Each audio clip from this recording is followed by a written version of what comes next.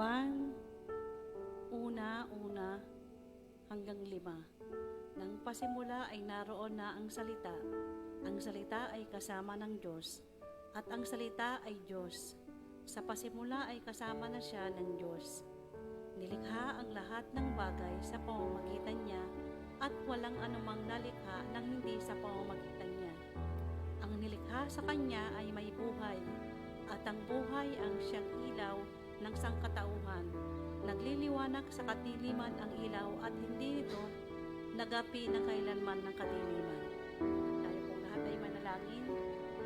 Aming Diyos, Ama, dakila at makapangyarihan sa lahat. Lord, maraming salamat po sa gabing ito.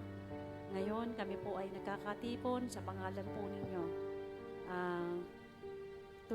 Ikaw po ang sumama po sa aming pananambahan. At ang inyong banal na Espiritu po ang sumama po sa amin, Lord. Pinagkakaloob po namin sa inyo ang aming puso at patuloy niyo po kaming gabayan ang bawat isa po sa amin sa oras nito ay nakakatipong po kami upang sambahin ka po at purihin. Linisin po ang aming mga puso at isipan at maging karapat-dapat po kami sa inyong harapan. Alisin mo po ang anong bang alalahanin po namin at ituon po namin ang aming isip sa inyo po, Panginoon. Samahan mo po kami sa aming pagsamba po ngayon at sa mga awit at sa panalangin at sa pakikinig po ng inyong salata. Nawa ikaw ay aming maitaas at aming mapapurihan pa rin. Pagpalain niyo po kami, ganun din po ang taong inyong gagamitin sa gabing ito. Yan po siya ng wisdom and knowledge upang maipahayag ang inyong mensahe, Panginoon. Maraming salamat. Ang lahat ng ito ay aming samot dalangin sa pangalan ni Kristo Jesus. Amen.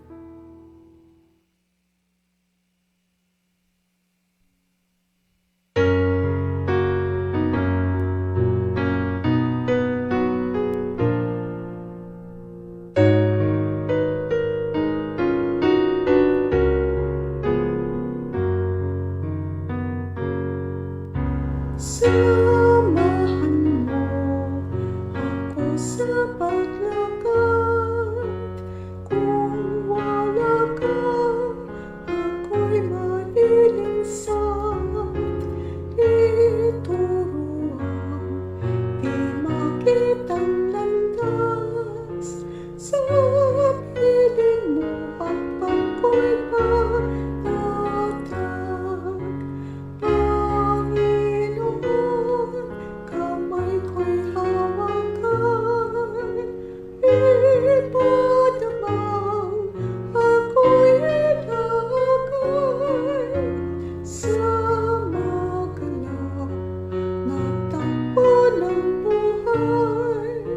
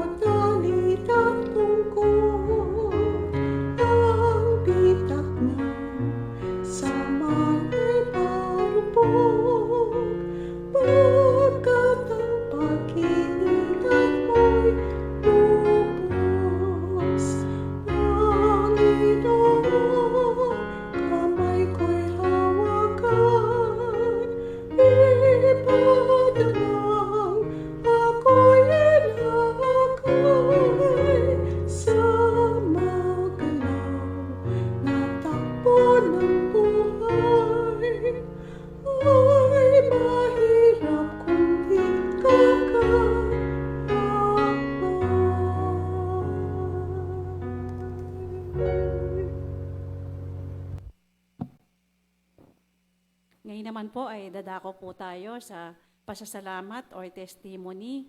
Ang magpapahatid po ng pasasalamat mula sa ating Panginoon Diyos ay ating kapatid, Carissa Santa Ana.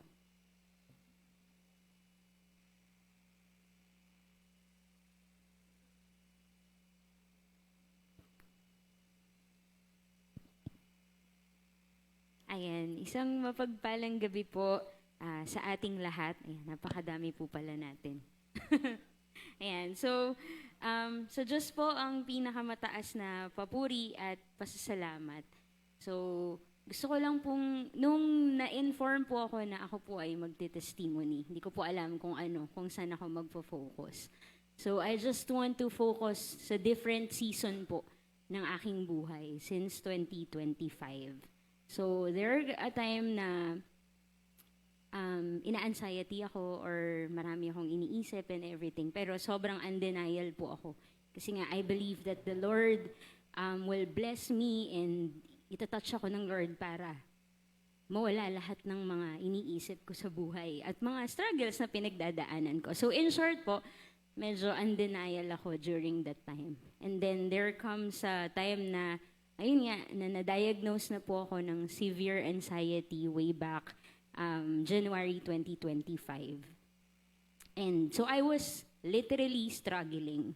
May mga tao po dito sa church na nakakaalam at nagpapasalamat ako dahil kasama po ako sa kanilang mga personal na panalangin. And while I'm struggling dun po sa anxiety and everything sa work po, na-engage po ako. Yan. So I was, na-engage po ako, nag-propose po si Fed. So it's a different season of my life again. Siyempre, I'm so blessed dun po sa pagkakataon po ng buhay ko na yun. And then, another struggle happened, which is a different pain, a different level of pain, which is yung nawala po ang aking lola, ang aking pong nanay Susan. And I thought na yung mga pinagdadaanan ko po nung mga nakaraan is sobrang bigat na. But if you lose someone, kakaibang sakit po pala siya. And I think it's a pain na kahit sino po sa atin is hindi mo kayang sabihin unless you were there or unless ikaw po yung nakakaranas nung sitwasyon na yun. Then, so, I'm struggling, then nawala po yung lola ko, then so doble-doble po yung struggle. But the grace of God is still with me. At dumating na po sa point na hindi ko na po alam kung ano pong gagawin ko. So sabi ko sa Lord, I just want to end this. Lord, gusto ko pong matapos na hindi ko na po alam kung saan ako magsisimula, kung ano pa yung panghahawakan ko. But I have faith. But sometimes, syempre po, alam ko na napapangunahan lang po ako ng mga sitwasyon ko sa buhay. Then, another decision na ginawa ko po sa buhay ko is nag-resign po ako without any backup plans. So, marami po akong bills, kailangan ko pong mag-support at tumulong sa aking parents. But sabi ko nga sa Lord, I just want to end this, so hindi ko po alam kung anong gagawin ko. So, nag-resign po ako sa trabaho. Then, yung fear, na paano na kami, paano na ako, and everything, yung career, yung finances. Then, sabi ko lang na, Lord, sorry, pero wala po talaga ako sa tamang pag-iisip or di ko po alam kung ano yung gagawin ko. So, lahat na ng takot na pagre-resign ko, wala kang pambayad, wala kang ganito, yung career mo, yung family mo, paano na, yung mga kailangan mong bayaran. But sabi ko, Lord, ikaw na pong bahala. Then, I took that time to focus sa ministry po. And here comes kantahanan at sobrang, di ko po alam, pero I take it as a blessing na maluwag po yung oras ko ng mga panahon na yun at nakapag-focus po ako. Katulong po ang mga YA officers at ang mga leaders para po ma-push at maging successful po ang kantahanan for our church, for our dream church. Then, here comes 2026. Meron po kaming Bible study with Ate Gladys and Ate Nika. What are your plans for this year? And lahat sila sobrang nakaka-amaze yung mga plano nila, yung mga gusto nilang gawin sa buhay. Then nung ako na po, ang sabi ko lang, ay wala po akong plano. Wala po akong plano, hindi ko po alam kung ano po yung gusto kong gawin sa buhay at my age. So 29 years old na, may hinahanap, hindi ko po alam kung ano yung gusto kong gawin. But all I can do or all I can say during po ng mga panahon na yun is to surrender. Sabi nga, parang sa lahat ng season, sabi po sa Psalms 34:1, I will praise you in different season of my life. So, isa pong patotoo or testimony sa aking buhay na yung mga struggles ko po during that time, hindi po talaga ako pinabayaan ng Lord. I was able to pay the rent. Hindi man po siya consistent, pero nakakapagbayad po. And some other bills.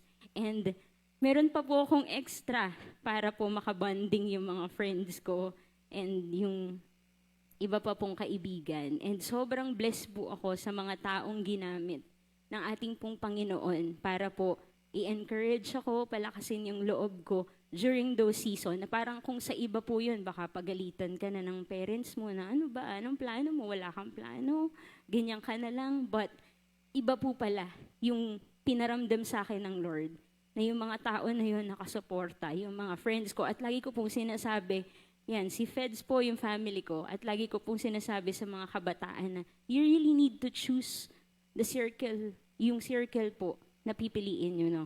Pagkakaibigan. And I'm so blessed dahil yung mga friends po, mga tao, yung family na binigay po sa akin ng Lord is talagang naging supporting system ko po during those time. And yun lang, I just want to remind each and every one of us na minsan may mga season po tayo ng buhay natin na talagang down. Lowest part of our life. But we need to remember that our Lord is our Savior. Siya lang po yung nakakaalam ng lahat ng bagay. All we need to do is to surrender. Hindi po kayo pagkukulangin ng Panginoon sa lahat ng pangangailangan niyo po sa buhay. Yun lamang po at maraming salamat sa Diyos po ang pinakamataas na papuri.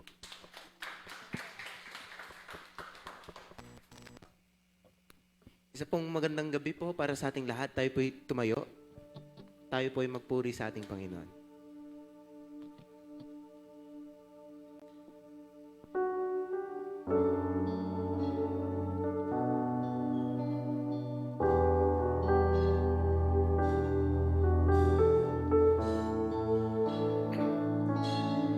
Habang buhay, pagpupurihan ka. Habang buhay,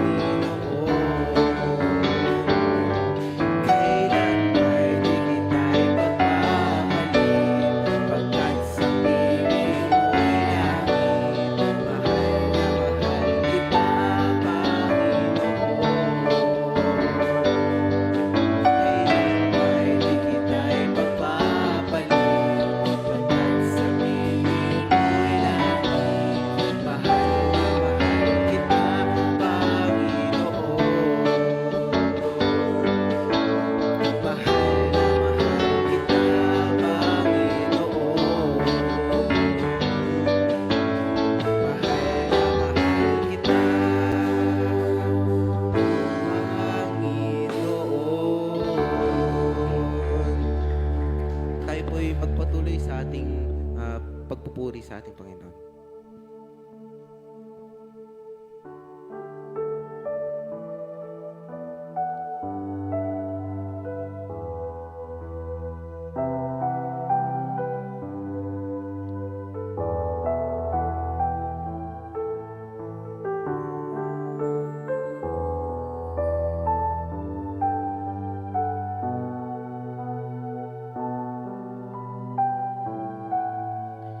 Ikaw ay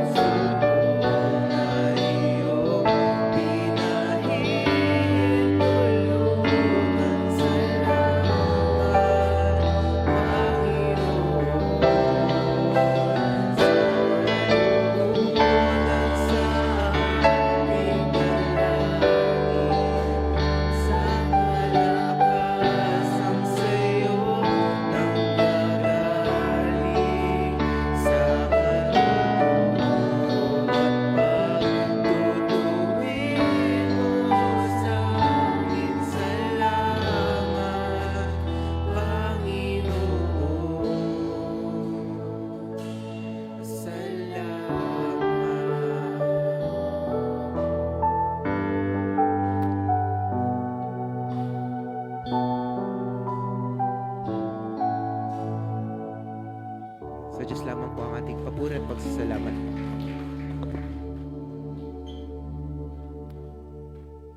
Maraming salamat po, praise and worship. Ngayon naman po ay dadako na po tayo sa mensahe ng salita ng Diyos na ihahatid po sa atin ng sa ating mga elder, Ate Grace Cayabyab.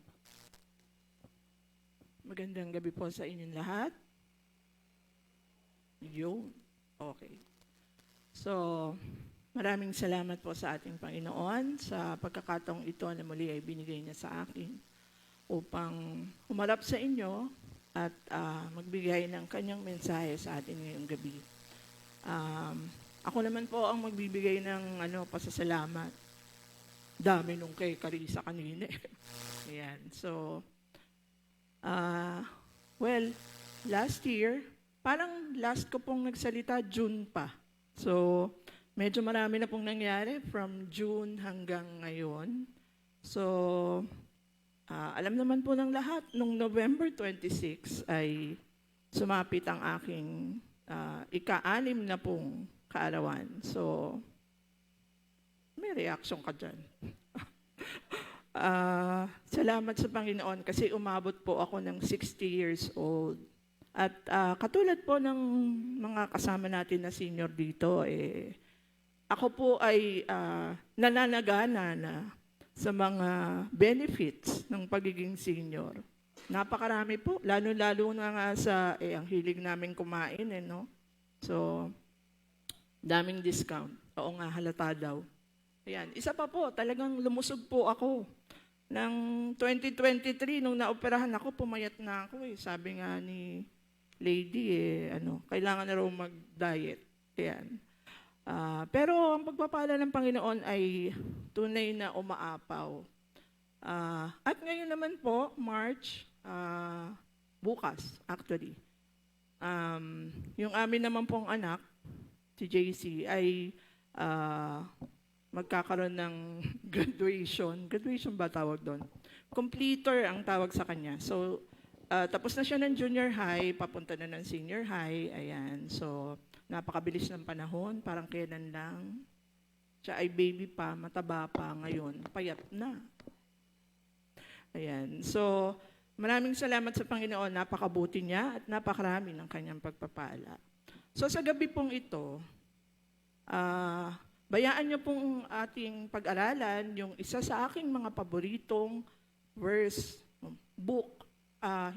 chapter sa Bible. So, ito po ay nanggaling sa Psalms o mga awit, chapter 23. So, the Lord is my shepherd. Ang Panginoon ang aking pastol. Mga awit, 23, talatang 1 hanggang 6. So, ang mga awit 23 po, alam po natin, sinulat to ni Haring David. Ayan. So, ito po ay isang tanyag na awit. Yung The Lord is my shepherd, na naglalarawan sa Diyos bilang isang mabuting pastol at sa tao, tayo naman po, bilang kanyang mga tupa. Binibigyang diin nito ang lubos na tiwala sa paggabay, pag-aaruga, at proteksyon ng Diyos sa gitna ng mga pagsubok, Carissa, sa gitna ng mga pagsubok, at ang pangako ng kanyang walang hanggang kabutihan. So, basahin po natin yung ating pag-aaralan ngayong gabi. So, ito pong slide na to, tayo po'y tumayo, basahin natin ang ating pag-aaralan, ang salita ng Diyos. So, ito pong slide na to, verses 1 hanggang 3, at ito naman, verses 4 hanggang 6. Sige po, simulan natin. Si Yahweh, aking pastol, hindi ako magkukulang. Pinapahimlay niya ako sa luntiang pastulan at inaakay niya sa tahimik na batisan. Pinapanumbalik ang aking kalakasan at pinapatnubayan niya sa tamang daan upang aking parangalan ang kanyang pangalan. Dumaan man ako sa madilim na libis ng kamatayan, wala akong katatakutan, pagkat ika'y aking kaagapay. ang tungkod mo at pamalo, aking gabay at sanggalang. Ipinaghahanda mo ako ng salo-salo na nakikita pa nitong mga kalaban ko. Sa aking ulo, langis ay ibinubuhos. Sa aking saro, pagpapalay lubos-lubos. Kabutihat pag-ibig mo sa akin di magkukulang. Siyang makakasama ko habang ako'y nabubuhay at magpakailanmay sa bahay ni Yahweh, mananahan. Pagpalain naman ng Panginoon at pagkabasa ng kanyang salita. Mari na po tayong makaupo. So, Psalms 23, verses 1 to 6. So, minabuti ko pong i-present o ipakita sa bawat isa sa atin ano ang karakter ng Panginoon na nakapaloob dito sa Psalms 23 verses 1 to 6. So, karakter, so ito po yung mga teams natin ngayon sa sa mga names of yung mga Jehovah something, no? So una, sa verses 1 and 2, the Lord is my provider, my Jehovah Jireh. God provides for His people's need. Ang sabi po sa English naman, verse 1, the Lord is my shepherd, I shall not want. He maketh me to lie down in green pastures. He leadeth me beside the still waters. Ang sabi po dyan, una, the Lord is my shepherd. So, my, no? It's personal and it's intimate. My. Bakit kaya may? Kasi si Lord ay ang ating pastol. Tayo bilang mga Kristiyano, tayo na tumanggap sa Kanya bilang bilang tagapagligtas natin siya at ating Panginoon. Tayo ay Kanyang anak. Sabi dun sa pangalawang phrase naman, I shall not want. Lacking nothing essential, trusting in His providence. Sabi nga ni Carissa kanina, di niya malaman. Paano nangyari? Paano hindi siya nagkukulang? Paano may pambayad ng bills? Paano, wala siyang pinagkukunan masyado nang galing siya sa napakahabang pagsubok, no? And last, the shepherd's provision. Green pastures and still waters. Green pasture. Pag nagre-resign, ewan ko yung kung alam natin, sabi, pag nagre-resign daw, bakit? Para humanap ng greener pasture. Bakit kaya? Kasi po minsan, gusto natin mas malaki sweldo. Minsan, gusto natin mas mataas na posisyon. So, greener pasture. So, pag green pastures ang binigay sa atin ni Lord, ano ibig sabihin nun? Kasaganaan, hindi lamang po pisikal, hindi lamang pinansyal, kundi kasaganaan or green pasture, emotional, spiritual, mental. And still waters, He offers rest, refreshment, and sustenance. So, still waters, yung tubig daw po na, yung may kantangang still, di ba? So, ano ibig sabihin nun? He offers rest, kapahingahan, refreshment. So, nagbibigay ng kaginhawahan, nagbibigay sa atin ng renewal.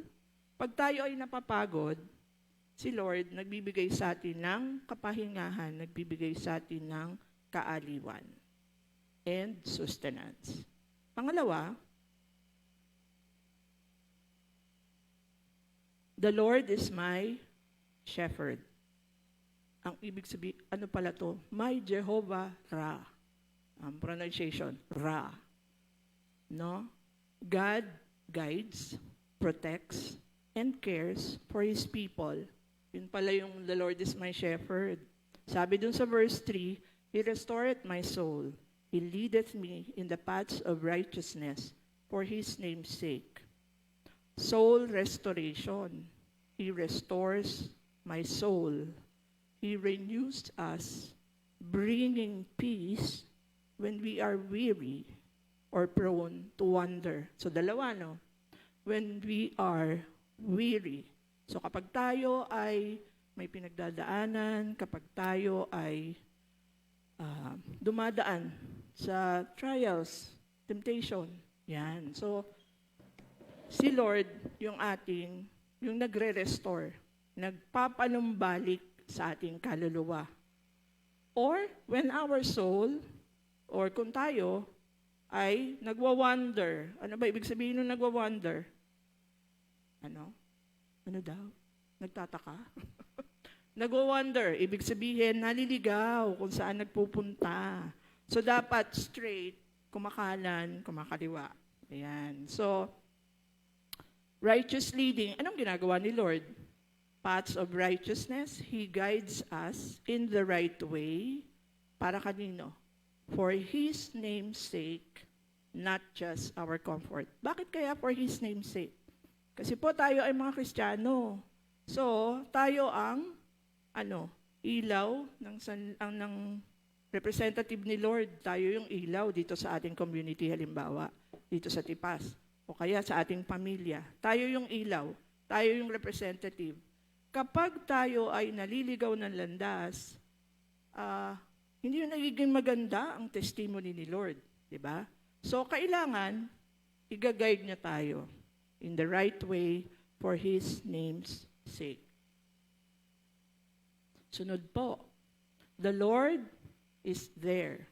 My Jehovah Shammah.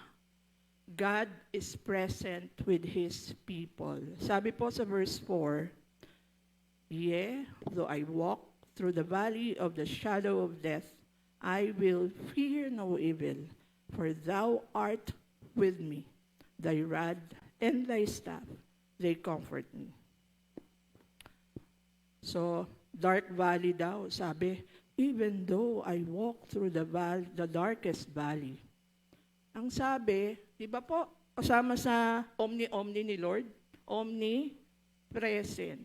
So dito po sa sinasabi sa Psalms chapter 23 verse 4, even though I walk through the valley of the shadow of death, I will fear no evil, for Thou art with me. God is present. Always present. So tayo po ay magkakaroon ng assurance na hindi tayo iiwan ng ating Panginoon. God is present in crisis.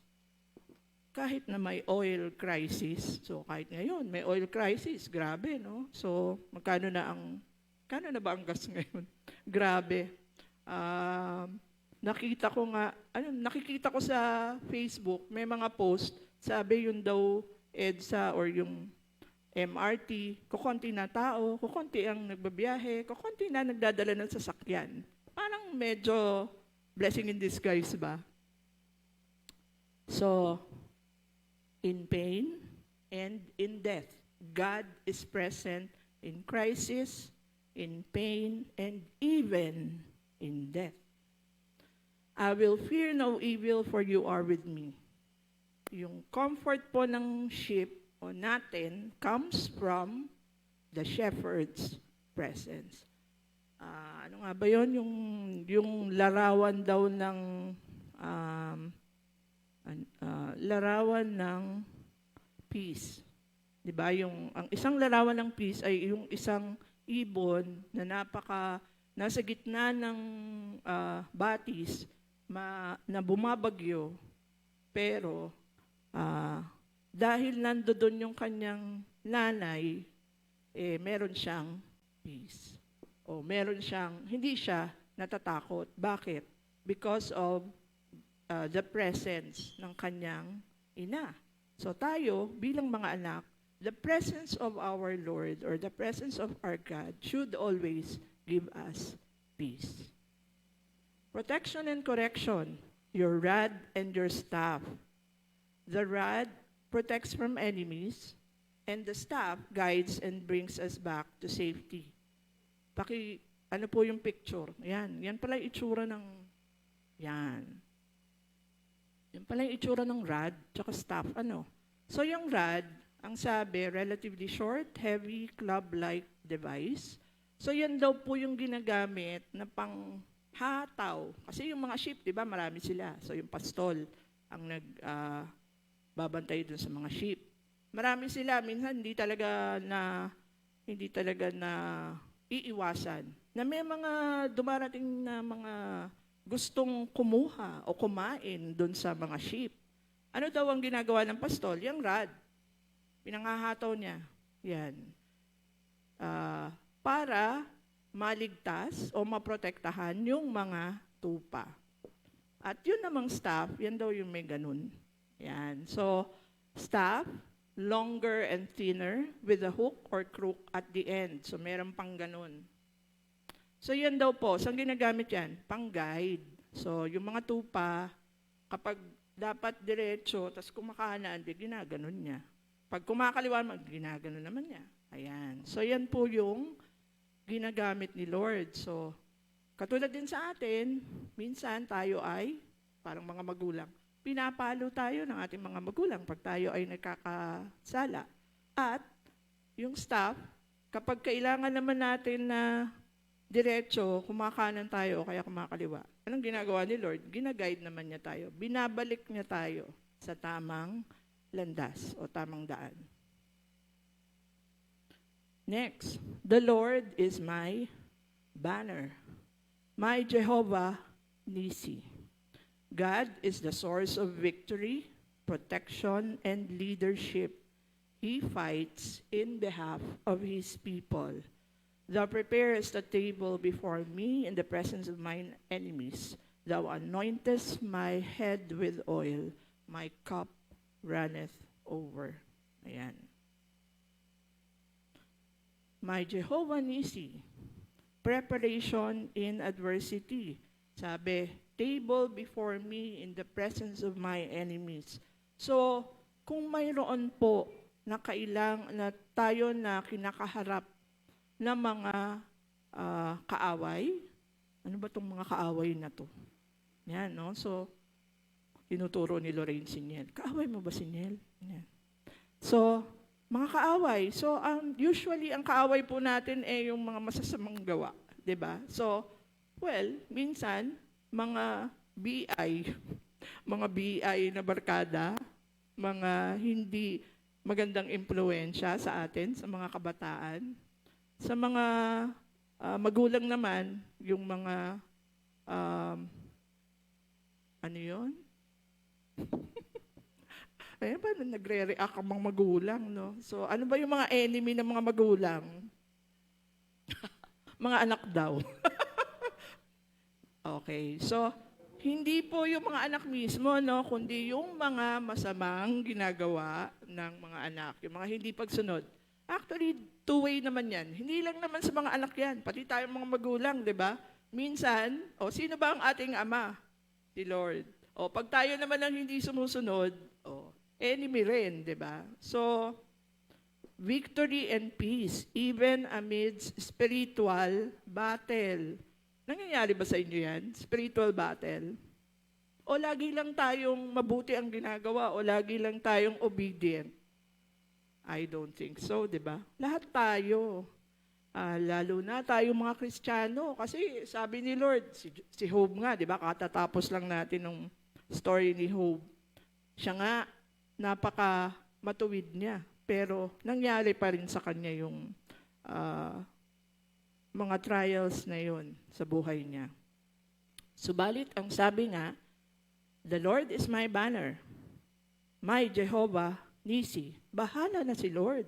Bakit natin po problemahin? Meron tayong Lord, di ba? Meron tayong Diyos. Sino ang lalaban para sa atin? Ang Diyos.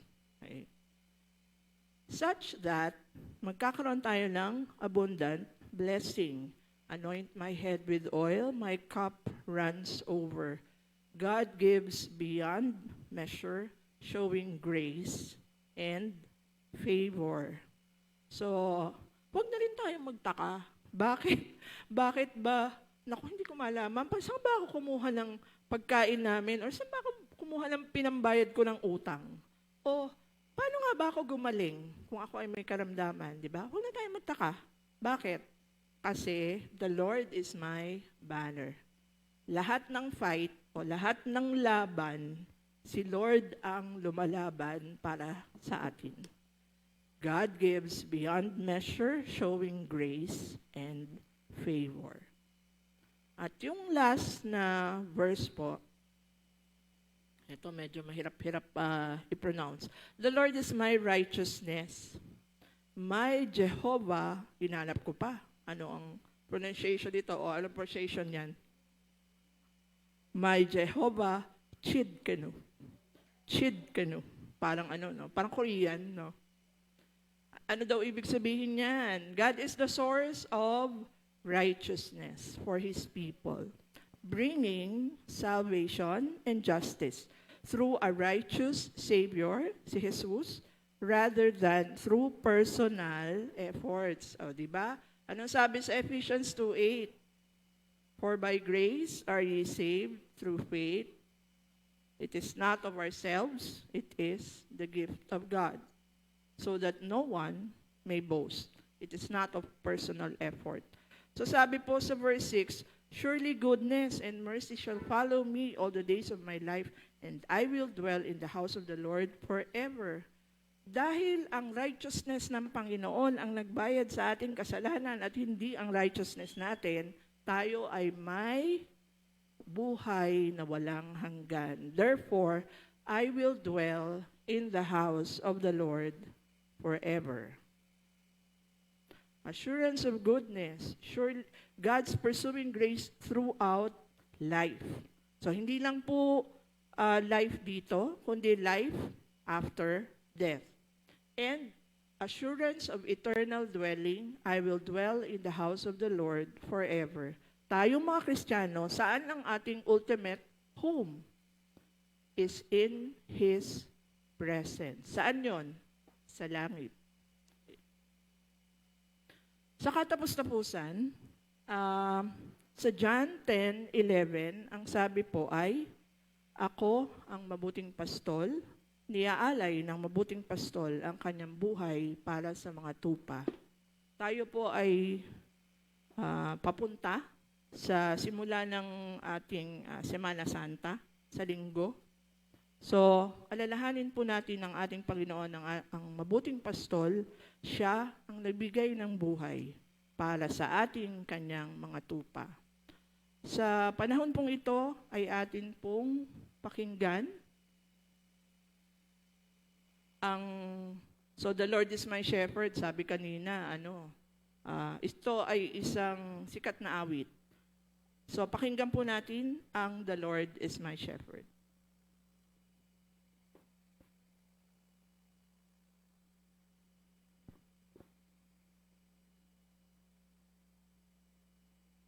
But I'm not.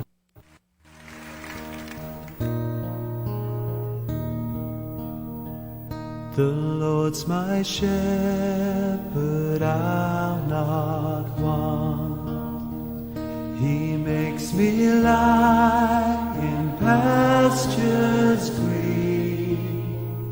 He leads me by the still, still waters.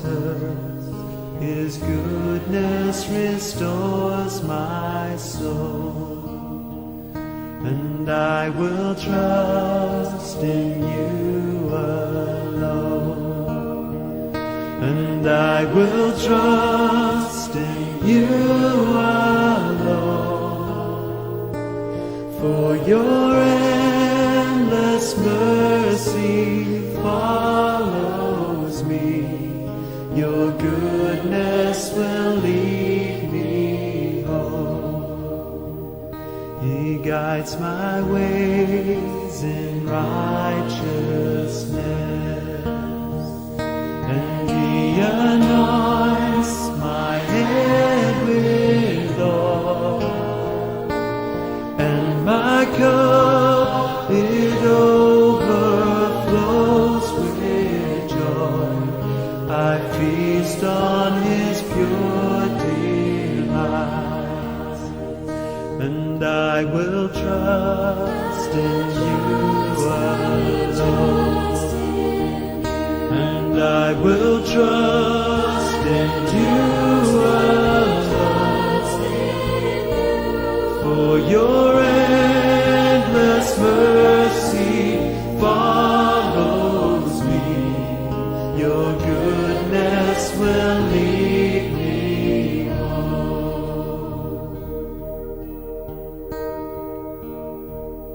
And though I walk the darkest path, I will not fear the evil one, for you are with me, and your rod and staff are the comfort I need to know.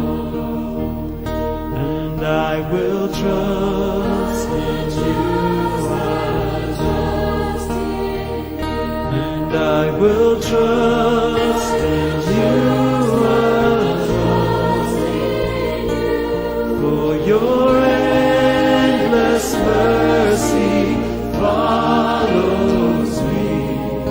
Your goodness will lead me on. I will trust, and I will trust in you alone. And I will trust in you alone. For your endless mercy follows me. Your goodness will lead me home. For your endless mercy. For your endless mercy follows me. Your goodness will lead me home. For your endless mercy. For your endless mercy follows me. Your goodness will lead me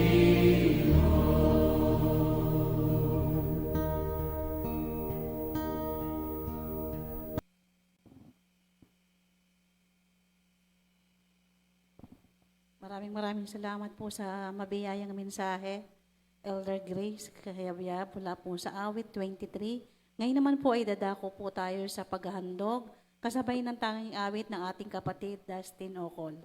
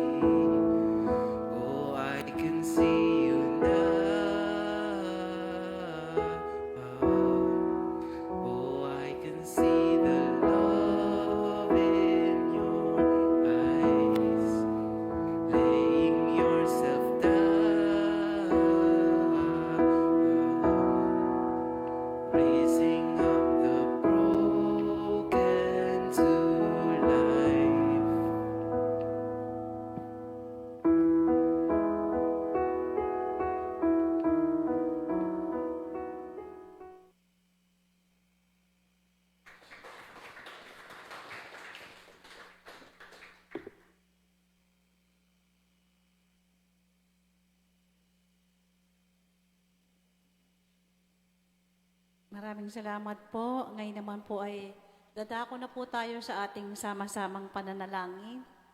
Ganon din po ang mga nasa online na pananambahan ay sumabay din po sa ating pananalanginan. Ngayon po sa ating pananalangin, siyempre lahat po ay papanalangin po natin ang ating minamahal na Pastor Lahat po tayo ay mananalangin. Sa ating prayer group 1, ang pananalangin dito po sa atin sa church ay ibibigay po natin sa youth. Panalangin sa group 1, panalangin para sa may mga karamdaman. Group 1, prayer group 1 at prayer group 2 ay madami po sila sa kabataan po. Mula po rito kay JR hanggang doon po, pati na rin po ang mga kabataan na technical. Group 1, prayer group 1 and prayer group 2 po iyon. Ano po? Prayer group 3 po ay sa kababaihan. Panalangin para sa mga miyembro ng ating iglesia. Ayan po. Sa prayer group 4, panalangin para sa mga namumuno ng ating iglesia sa bansa at buong mundo, ibibigay po natin sa TNP, PRED at kalalakihan. Ayan po, magsimula na po tayo at ihanda na po natin yung ating sarili sa pananalangin at magsama-sama po tayo.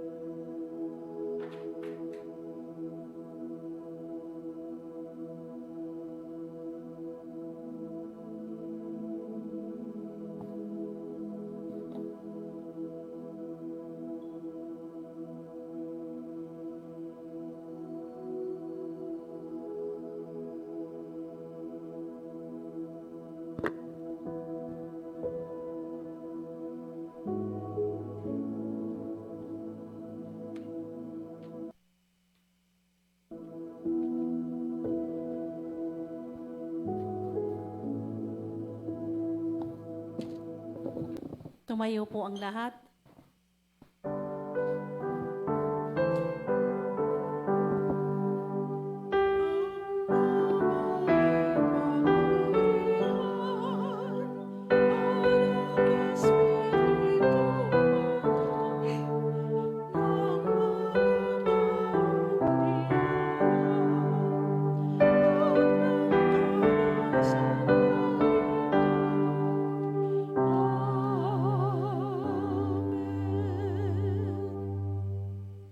Dakilang Diyos na mamakapangyarihan sa lahat sa pagpipili ng aming gawain ngayong gabi. Kaya ang pinapapurihan, pasalamatan sa lahat ng ginawa mo sa aming buhay. Salamat sa aming mga buhay. Binigay mo sa amin, Panginoon. Pwede mo kaming pagpalain, Panginoon. At sana, Panginoon, nawa ang mga salita mo, kanya binigay ng aming tagapagsalita, isang bahon namin sa aming mga buhay na kahit kailan, Panginoon, ang aming pastol na hindi nang kukulang, hindi nag-iiwan, lagi nagpo-provide sa bawat isa sa amin, naway patuloy kaming magpasakop sa iyong mga turo at mga ginagawa sa aming buhay. Lagi kaming lagi sa iyong pastulan. Nawa, Panginoon, sa aming pagpipilit na ito, dalangin namin ang iyong pag-iingat sa bawat isa sa amin, sa aming mga pamilya, sa aming mga magulang at mga anak, Panginoon. Lahat ng aming ginagawa, Panginoon, pwede na makapuri sa iyong banal na pangalan. At sa sitwasyon na nangyayari sa aming bansa, pagamat na lahat ng ito ay nangyayari, patuloy na madama namin ang patuloy na pag-iingat mo at at the same time, Panginoon, kami ay panatag at payapa dahil kung aming Panginoon tagapagligtas, mag-iingat sa lahat ng aming mga buhay. Sa pangalan ni Jesus. Sa Kanya na nag-iingat sa inyo upang hindi kayo magkasala at makapagharap sa inyo ng walang kapintasan at may malaking kagarapan sa Kanyang kalwalatian. Sa isang Diyos na ating nagapagligtas sa pamamagitan ni Jesucristo na Panginoon natin. Sa Kanyang kalwalatian, ang kadakilan, kapamahalaan at kapangyarihan mula pa nung una, ngayon at magpakailanman. Amen.